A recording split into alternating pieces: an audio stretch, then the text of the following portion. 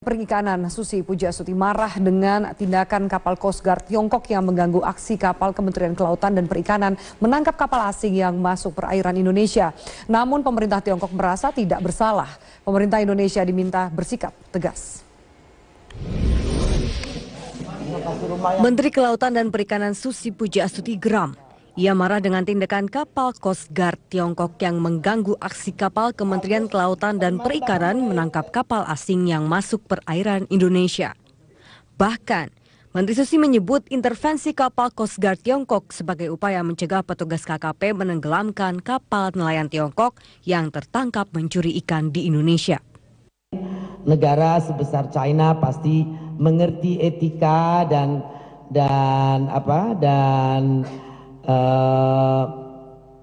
hubungan baik antar negara yang harus dijaga dalam hal ini.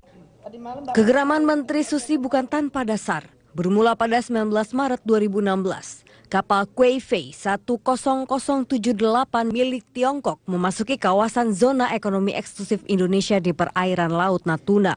Kapal ini menangkap ikan secara ilegal sehingga ditangkap kapal hiu 11 milik Kementerian Kelautan dan Perikanan bersama 6 anak awaknya. Namun upaya menarik kapal Tiongkok ke teritori Indonesia gagal karena kapal Coast Guard Tiongkok tiba-tiba datang mengintervensi. Menteri Susi pun memanggil Duta Besar Tiongkok untuk Indonesia. Namun Wakil Duta Besar Tiongkok Sun Weide yang menemui Menteri Susi merasa tak bersalah. Ia bahkan meminta 8 nelayan Tiongkok yang ditahan dilepas. That we hope the Indonesian side can proceed from the fundamental interests of our good bilateral relations and solve these kind of issues. And also I want to reiterate that when it comes to fishery disputes or maritime issues, China is always ready to work with Indonesia to solve these disputes through negotiations and dialogue. Pengamat hukum internasional Hikmahanto Juwana menilai tindakan Tiongkok tidak bisa dibenarkan. Apalagi dengan dalih untuk melindungi para nelayan Tiongkok yang berkegiatan di zona tradisional fishing ground. Yang dikenal adalah traditional fishing rights.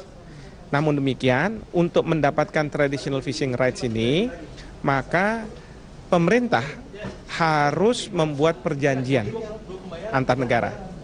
Selama ini, traditional fishing right yang ada itu antara Indonesia dengan pemerintah Malaysia. Kita tidak pernah punya perjanjian dengan pemerintah Tiongkok. Lantas, tindakan tegas apa yang dilakukan pemerintah Indonesia terhadap Tiongkok? Apalagi Tiongkok tetap pada sikapnya tidak bersalah. Padahal posisi Indonesia sangat penting dalam konflik Laut Tiongkok Selatan. Indonesia berdiri sebagai mediator yang jujur. Tidak hanya itu, Indonesia memiliki kerjasama dengan Tiongkok dalam bentuk pinjaman dan pembangunan infrastruktur. Tim Liputan Metro TV. Memanggil Dubes Tiongkok terkait penangkapan kapal ikan Tiongkok yang kedapatan mencuri ikan di perairan Natuna. Namun ada kapal Coast Guard pemerintah Tiongkok yang menghalangi penangkapan ini. Kejadian ini merupakan pertama kali adanya kapal pemerintah negara lain yang membela kapal pencuri ikan yang jelas-jelas sedang dilakukan penindakan oleh otoritas negara yang berwenang. Kami akan membahasnya dengan sejumlah narasumber. Pertama langsung saya perkenalkan narasumber yang sudah ada di studio saat ini. Sudah ada pakar hukum kelautan, Bapak Hasyim Jalal. Pak Hasyim, selamat malam. Selamat malam. Selamat malam. Dan kemudian juga ada anggota Komisi 1 dari DPR, Bapak Charles Honoris. Bang Charles, selamat malam. Selamat malam. Oke, sebelum kita bahas juga nanti kami masih menunggu sambungan telepon dengan Menteri Kelautan dan Perikanan Susi Pujiastuti. Kami akan mengajak Anda pemirsa untuk melihat seperti apa polemik dugaan illegal fishing yang dilakukan kapal Kuifei berbendera Tiongkok yang masih terus berlanjut, termasuk perbedaan pendapat antara pemerintah Tiongkok dan Indonesia soal wilayah teritorial laut tempat proses penangkapan berlangsung. Langsung kita akan ke Rifai Pamone. Rifai, silakan. Ya, Fiani Malik, terima kasih. Perdebatan atau perbedaan antara pemerintah Indonesia dan pemerintah Tiongkok pasca peristiwa penangkapan dari salah satu kapal ikan asing berbendera Tiongkok ini berujung pada apakah salah satu upaya dari fakta penangkapan kapal ikan Kuifei berbendera Tiongkok ini sudah masuk dalam wilayah Indonesia atau tidak. Kami akan coba mengutarakannya bersama dengan beberapa fakta dan data yang sudah kami kumpulkan bersama dengan Media Research Center. Apabila kita melihat di sini, posisinya masuk dalam wilayah zona ekonomi eksklusif. Ini sesuai dengan UNCLO atau United Nations Convention for Law of Sea ditetapkan pada tahun 1982 secara internasional bahwa zona ekonomi eksklusif Indonesia berada dalam titik koordinat di mana peristiwa penangkapan kapal Kuai ini berlangsung. Lalu kemudian diklaim oleh wilayah pemerintah Tiongkok bahwa secara doktrin maritim, di slide yang kedua kita akan lihat 80% wilayah Laut Cina Selatan milik pemerintah Tiongkok, termasuk di dalamnya 30% yang berada di wilayah perairan Natuna, yaitu masuk di wilayah zona eksklusif atau zona ekonomi eksklusif di perairan Natuna di wilayah Pekanbaru, Indonesia. Dan di slide yang ketiga, meski ada perbedaan seperti ini, tentunya ada aturan main yang seharusnya kemudian dipatuhi oleh setiap negara di dunia, di mana UNCLOS dalam konvensinya di tahun 1982, tepatnya pasal 73 telah menetapkan bahwa negara kepulauan yang khususnya memiliki garis pantai dapat melaksanakan hak berdaulat di zona ekonomi eksklusif untuk mengambil kemudian melaksanakan hak berdaulatnya. Langkah-langkahnya bisa berupa penangkapan, lalu proses pengadilan dan sanksi-sanksi lainnya yang dianggap perlu sesuai dengan Konvensi Perserikatan Bangsa-Bangsa. Dan salah satu sanksi dari pasal yang bisa ditetapkan secara hukum nasional kita itu termaktub dalam Undang-Undang Nomor 45 Tahun 2009 tentang Perikanan, di mana pasal 69 ayat 4 menginstruksikan penyidik atau pengawas perikanan dapat melakukan tindakan khusus berupa pembakaran atau penenggelaman kapal perikanan yang berbendera asing berdasarkan bukti permulaan yang cukup. Dengan bukti permulaan yang cukup ini, sebagai penutup informasi kali ini kita akan tunjukkan bahwa penangkapan dan penenggelaman kapal ikan ilegal sejak Januari hingga Maret 2016 sudah mencapai 40 kapal. Sumber ini kami unggah dari www.kkp.go.id, di mana salah satunya kita akan tunjukkan pada 25 Februari 2016. Ini salah satu tangkapan kapal ikan ilegal terbesar yang pernah dicapai sejak masa pemerintahan Presiden Joko Widodo, di mana ada kapal FV Viking yang berkapasitas 1.300 gross ton tanpa bendera negara, disebut sebagai kapal bandit karena telah bertahun-tahun melakukan pencurian ikan di sejumlah wilayah negara di laut-laut di seluruh dunia. Lalu kemudian ada 10 kapal Malaysia sejak Februari hingga Maret 2016 ini, termasuk 3 kapal ikan Vietnam, dan terakhir proses penangkapan kapal ikan yang bisa dikatakan gagal, namun kita bisa menahan 8 anak buah kapal dari sebuah kapal ikan ilegal Kuai yang berbendera Cina. Komitmen yang sungguh sangat luar biasa dari Kementerian Kelautan dan Perikanan ini tentunya harus didukung, karena pada saat berada di laut tidak hanya hukum nasional tetapi juga hukum internasional harus berlaku. Ya, baik. Terima kasih Rifai, menarik sekali tadi pemaparan dan juga fakta mengenai apa yang terjadi di laut dan juga mengenai apa yang kita bahas. Kembali saya kutip tadi, Pak Hashim, ini pertanyaan untuk Anda. Faktanya, menurut versi Indonesia, penangkapan kapal ikan Kuai berbendera Tiongkok ini berada di perairan Natuna. Bahkan TNI Angkatan Laut juga memastikan bahwa penangkapan ini ada di wilayah Indonesia, tapi berbeda yang diklaim oleh pemerintah Tiongkok yang mengatakan bahwa itu masih ada di area operasi nelayan tradisional nelayan Tiongkok dalam batas Laut Cina Selatan. Bagaimana, apa yang harus dilakukan oleh pemerintah kita dengan pemerintah Tiongkok dalam mencari titik terang dari dua klaim ini? Pertama, kita tidak tahu itu daerah tradisional fishing Malaysia itu, Cina, dan kita tidak ada agreement apapun dengan Cina mengenai traditional fishing right-nya itu. Di mana di Laut Cina Selatan atau di Natuna dia punya traditional fishing right. Nah, seperti seringkali dikatakan, kalau orang mengklaim traditional fishing right, itu harus dengan agreement dengan negara yang bersangkutan. Nah, tidak ada agreement kita dengan Cina. Malah yang agak aneh lagi, Cina itu tidak membantah kalau dia memburu dan menyinggat kapal itu di zona ekonomi Indonesia. Itu dia tidak pernah bantah itu. Setahu hanya mengatakan dia menangkap ikan di traditional fishing right Cina. Tiongkok. Yang tidak tahu di mana. Nah, tidak pernah ada kita tahu diberitahu bahwa sesuatu daerah itu adalah daerah traditional fishing right Cina. Nah, apa arti traditional fishing right? Tidak jelas itu sama sekali. Nah, tapi ada kesepakatan kita dari dulu dengan Cina akan memerangi illegal fishing. Oke, ada kesepakatan untuk memerangi illegal fishing, tapi apa yang dilakukan oleh Coast Guard dari Tiongkok ini, apakah itu bisa dibenarkan, Pak Hashim? Ditahan dulu jawabannya, Pak Hashim, juga saya akan tanya ke Bang Charles, dan juga kami masih menunggu sambungan telepon dengan Menteri Susi Pujiastuti. Tetaplah bersama kami pemirsa di Prime Time. Baik, Ustaz, terima kasih Anda masih bersama kami. Kita lanjutkan. Bang Charles, ketika tadi menyambung statement dari Pak Hashim Jalal mengatakan bahwa ada kesepakatan soal memerangi penangkapan illegal fishing atau penangkapan ikan yang ilegal. Tapi apa yang terjadi di Natuna ini? Anda lihat bahwa ada itikat baik dari pemerintah Tiongkok? Pertama-tama saya ingin mengapresiasi dulu ya Metro TV yang selama ini konsisten mengangkat isu-isu kedaulatan. Saya kebetulan beberapa kali diundang ke sini untuk bicara soal perbatasan dan kedaulatan negara.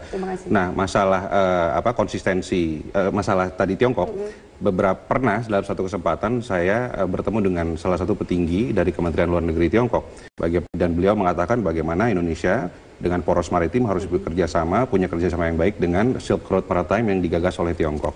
Saya sampaikan kepada yang bersangkutan, our cooperation, kerjasama kita harus melibatkan law enforcement, ya, khususnya dalam hal ini illegal fishing, ya. Indonesia kerugian negara akibat illegal fishing itu sekitar 200 sekian triliun per tahun.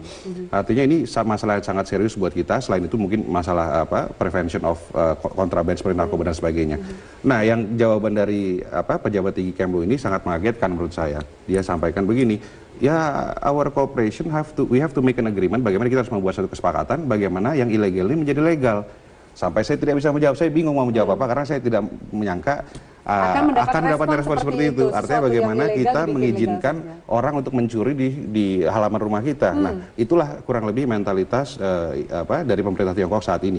Bagaimana mereka merasa sebagai sebuah superpower yang bisa berlaku semena-mena. Senaknya. Oke. Kalau menyambung tadi Pak, ini contoh dari anggota wakilnya sudah melakukan komunikasi dengan pihak dari pemerintah Tiongkok. Kalau kita lihat mulai dari aksi penabrakan kapal yang akan diangkut oleh kapal pengawas Indonesia yaitu KPI 11 sampai desakan, ini ada desakan untuk membebaskan 8 pekerja kapal dari Kuaife ini. Apakah Anda lihat bahwa memang ini bentuk upaya pemerintah Tiongkok berada di belakang illegal fishing atau memang hal yang wajar dilakukan oleh sebuah negara untuk melindungi warga negaranya? Ya, tidak selalu wajar juga. Kalau hal yang sama terjadi misalnya ke zona ekonomi Cina, bagaimana reaksi Cina? Saya kira dia juga akan bertindak sama dengan Ibu Susi itu. Akan mencegah juga dan akan mengklaim juga bahwa negara itu mencuri ikannya. Karena hukum laut mengatakan jelas-jelas bahwa ikan yang ada di dalam zona ekonomi, makanya namanya zona ekonomi, itu di dalam kedaulatan negara yang bersangkutan. Nah, dan ingat saya juga dalam konteks begini ini ada pernah understanding antara Indonesia dan Cina beberapa tahun yang lalu bahwa kita itu sama-sama memerangi illegal fishing yang terjadi itu. Tapi itu hanya statement di kalangan elit, tapi di bawah ternyata praktiknya berbeda, atau seperti apa tanggung jawab dari masing-masing pemerintah menjalani kesepakatan itu? Ya, pemerintah itu kan harus menjelaskan dong kepada rakyatnya tentang apa-apa yang harus diperbuatnya di laut, apa yang tidak gitu. Dan dalam konteks yang demikian itu makanya menurut perasaan saya, ya, kita melaksanakan hak kita. Dan hak kita itu dijamin di dalam hukum internasional, dan oleh karena itu orang yang melanggarnya kita ambil tindakan sesuai dengan undang-undang. Apa menurut Anda yang harus dilakukan ketika 8 anak buah kapal dari Kuaife ini memang masih kita investigasi, masih kita tahan, apa yang harus dilakukan? Ya kan sekarang kita tahan dulu. Dalam arti konteks itu harus diadili kan. Kenapa dia melakukan itu di perairan zona ekonomi Indonesia? Oke, jadi tidak perlu takut atas tekanan menurut saya, ya, mengatakan bahwa kami berharap Indonesia berkompromi, kita punya tanda kutip hubungan diplomatis yang sangat mesra. Ya, menurut saya proses hukum harus berjalan, ya, artinya jangan sampai kedaulatan negara itu diabaikan, ya, hanya untuk kepentingan ekonomi atau hubungan baik bilateral semata. Memang kita pahami hari ini pemerintah ingin menjaga hubungan baik dengan Tiongkok karena berbagai investasi ekonomi dan sebagainya. Tetapi sesuai amanat Trisakti pendiri bangsa Bung Karno, kedaulatan adalah utama, ya. Bung Karno Trisakti mengatakan bahwa Indonesia harus berdaulat secara politik, ya, berdikari secara ekonomi dan berkepribadian secara budaya. Dan 3 prinsip ini harus kita pegang teguh, apalagi sudah disampaikan oleh Presiden Jokowi dalam kampanye berkali-kali bahwa pemerintahan Jokowi akan mengedepankan Trisakti dan Nawacita. Jadi ini yang harus kita jaga. Oke, baik. Kita akan jeda, lalu saya akan tanya ke masing-masing narsum, langkah diplomatik dan juga law enforcement seperti apa yang harus dilakukan? Apakah Anda melihat sejauh ini sudah cukup baik atau perlu ditingkatkan lagi? Kita lanjutkan pemirsa. Sesaat lagi tetaplah bersama kami di Bagaimana menurut Anda sejauh ini langkah diplomatis maupun juga langkah penegakan hukum yang dilakukan oleh pemerintah Indonesia? Kalau penegakan hukum kita sesuaikan dengan hukum kita yang sudah direstui juga dan dengan hukum laut internasional. Nah, kalau langkah diplomasi, kita itu kan tidak pernah merasa bermusuhan dengan Cina. Malah kita berusaha benar bagaimana menciptakan peace and stability di Laut Cina Selatan itu. Nah, oleh karena itu kita juga tentunya ingin berusaha meminta Cina memahami posisi Indonesia itu. Apakah Tiongkok akan memahami itu? Selama ini memahami. Oke. Tapi tiba-tiba isu ini muncul. Kan gitu kan. Jadi dalam beberapa tahun terakhir ini Cina sangat kerjasama dengan kita.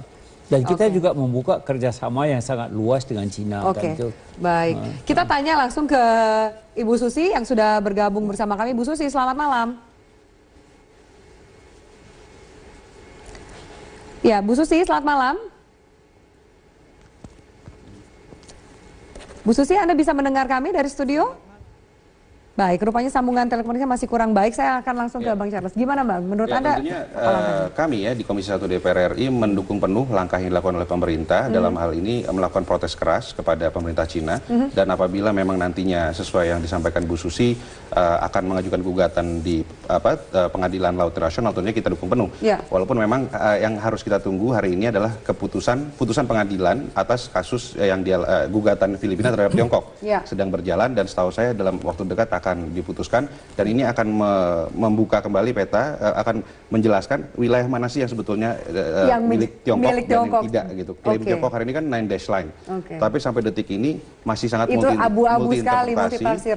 Ya, jadi kita tunggulah nanti hasil dari putusan pengadilan. Oke, baik, kita ke Bu Susi kembali. Bu Susi, selamat malam.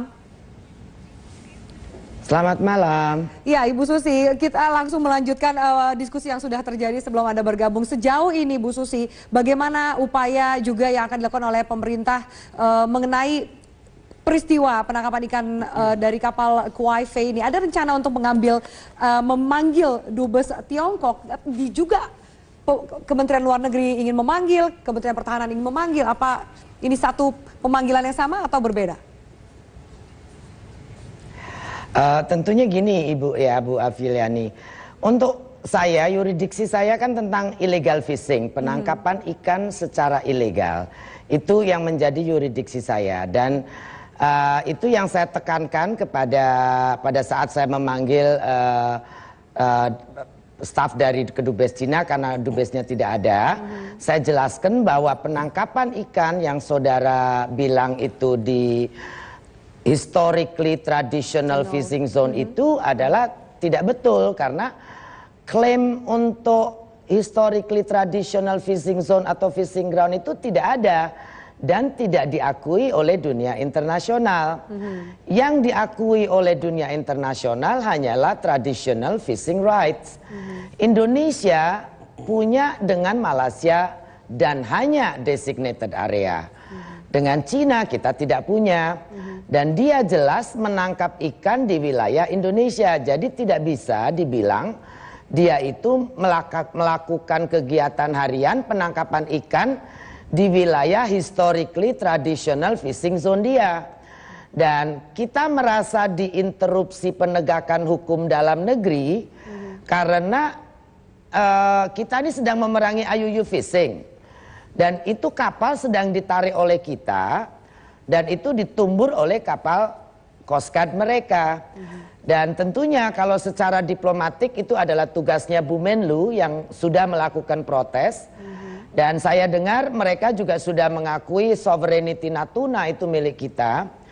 Dan memang sebetulnya dari dulu juga kan mereka bilang dengan Indonesia tidak ada dispute area. Berarti kalau tidak ada dispute area, tempat kapal ikan itu nangkap adalah wilayah EEZ-nya kita. Dan kapal patrolinya KKP sudah benar menangkap kapal tersebut. Jadi ya saya bilang sama utusan dari Kedubes Tiongkok tempo hari bahwa saya memohon pemerintah Tiongkok untuk tidak membela IUU fishing atau pelaku penangkapan ikan ilegal, karena itu kriminal. Saya bilang kan negara Tiongkok dan Indonesia punya hubungan bilateral yang sangat baik. Dan saya yakin pasti IUU fishing itu bukan bagian dari good bilateral relationship. Jadi mereka tidak boleh ada mendukung atau membela pelaku ilegal, unreported, unregulated fishing. Ya, itu Susi, saja. Jadi yurisdiksi saya adalah illegal fishingnya. Oke, saya kembali kutip bahwa statement dari pihak Kedutaan Besar Tiongkok. Kami berharap Indonesia berkompromi untuk kasus ini dan pemerintah Tiongkok menekankan hubungan diplomatis yang mesra sejauh ini antara RI dan Tiongkok yang perlu dijaga. Apakah Anda membaca ada pesan tersirat untuk kasus ini dari statement itu? Oh, saya yakin Indonesia dan China punya hubungan bilateral yang luar biasa, historically dari dulu dan sekarang. Tapi saya berpikir bahwa IUU fishing itu bukan bagian dari hubungan baik. IUU fishing is a total criminal activity, tidak boleh menjadi sandungan, tidak boleh dikaitkan dengan hubungan diplomatik maupun hubungan investasi atau bisnis yang sudah begitu baik antara pemerintah Indonesia dan pemerintah Cina.